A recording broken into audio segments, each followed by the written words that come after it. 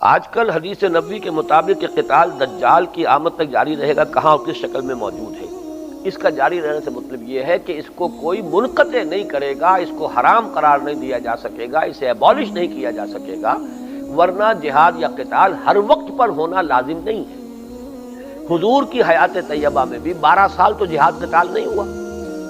منذ بعثنی اللہ، جس دن سے اللہ نے مجھے مبعوث کیا ہے وہ دن تو ہے جو آپ کی 40 برس کی عمر جب ہو گئی، اللہ نے آپ کو مبعوث کر دیا، آپ اللہ کے نبی ہو گئے، لیکن اس کے لیے آپ جد و جہد کر رہے تھے، جماعت بنا رہے تھے، تیاری کر رہے تھے، یہ سب اسی کے لیے تیاری تھی جو ہو رہی تھی، حالانکہ بالفعل قتال نہیں ہو رہا تھا۔ پھر غزوہ بدر کے بعد کتنے مہینے گزرے ہوں گے کہ کوئی جنگ نہیں ہوئی ہوگی، وہ مختلف مہم میں جاتی رہتی تھی، لیکن درمیان میں تو وقفے آتے تھے۔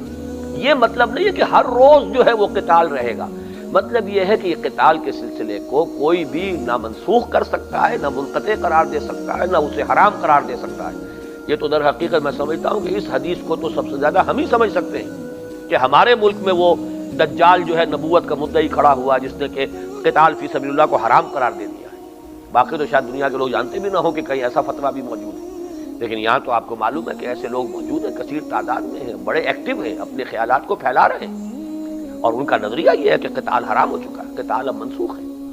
یہ ہے بات اصل میں کہ جو اس حدیث کے دوسرے سمجھیے۔ باقی جہاں جو قتال ہو رہے ہیں وہ میں کل بیان کر چکا ہوں۔ قتال حریت کے حصول کے لیے قتال ہو رہا ہے، اگر کہیں جنگ ہو رہی ہے اپنی آزادی خود اختیاری جائز جنگ ہے، جو مسلمان اس میں جان دے گا اس کو بھی رتبہ شہادت ملے گا۔ لیکن جہاد فی سبیل اللہ، اس کے لیے یہ لوازم ہے کہ پہلے اپنی زندگی میں اسلام کے مطابق آپ انقلاب برپا کریں، پھر یہ کہ حجت قائم کریں دعوت کے ذریعے سے، اس قوم پر حجت قائم ہو جائے، دودھ کا دودھ پانی کا پانی جدا ہو جائے، پھر کوئی مرحلہ آتا ہے تو تلوار اٹھائی جا سکتی ہے اللہ کے دین کو قائم کرنے کے۔ وہ ایک بالکل علیحدہ سلسلہ ہے۔ ایک ہے کہ ہمارے ملک پہ بھارت حملہ کر دیتا ہے، ہم جنگ کرتے ہیں اپنی آزادی کی حفاظت کے لیے، جو بھی جان دے گا شہید ہوگا، ایک رتبہ شہادت ہے۔ من قتل دون مالہ فہو شہید، جو مسلمان اپنے مال کی حفاظت کرتے ہوئے مارا جائے وہ شہید ہے۔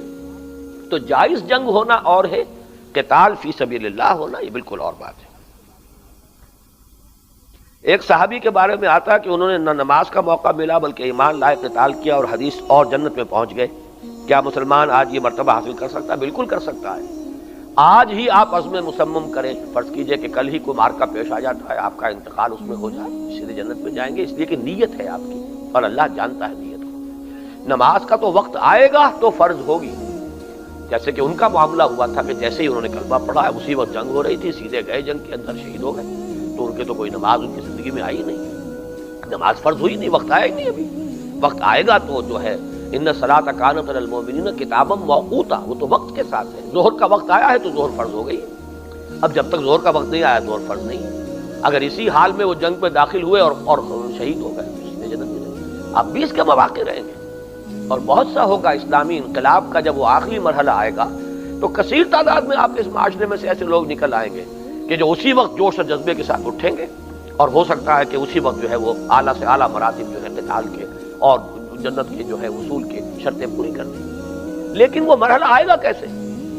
جب تک کہ ایک کثیر تعداد میں لوگ پہلے اس پروسیس سے گزر کر وہ شرائط پوری نہ کر دیں جس کے بعد قتال کا مرحلہ آتا، وہ تو پھر وہی لوگ ہوں گے جیسے کہ حضور کے وہ ساتھی کے جو مکے میں جتنے عرصے کام کرتے رہے، اس کے نتیجے میں پھر غزوہ بدر ہوا ہے نا، ورنہ کیسے غزوہ بدر ہو جاتا؟ نہ حضور کے ساتھ اتنے صحابہ جمع ہوتے تو حضرت نوح کی زندگی میں تو کوئی قتال کا مرحلہ نہیں آیا، 950 برس ہو گئے، لوگ اتنے آئے ہی نہیں کہ وہ باطل کے ساتھ ٹکر لے سکتے، لہذا قتال ہوا بھی 950 برس اور جنگ نہیں ہوئی۔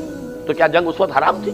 قطعاً نہیں، لیکن جنگ تو جب ان مراحل سے گزر کر جب مرحلہ آتا ہے جنگ کا تبھی جنگ ہوگی نا، اس سے پہلے جنگ تو نہیں ہوگی۔ جو لوگ اس وقت کا کام کر رہے ہیں، جو اس وقت ان کے ذمے ہے، وہ گویا کہ حالت جنگ ہی میں ہے، ان کا وہی رتبہ ہے۔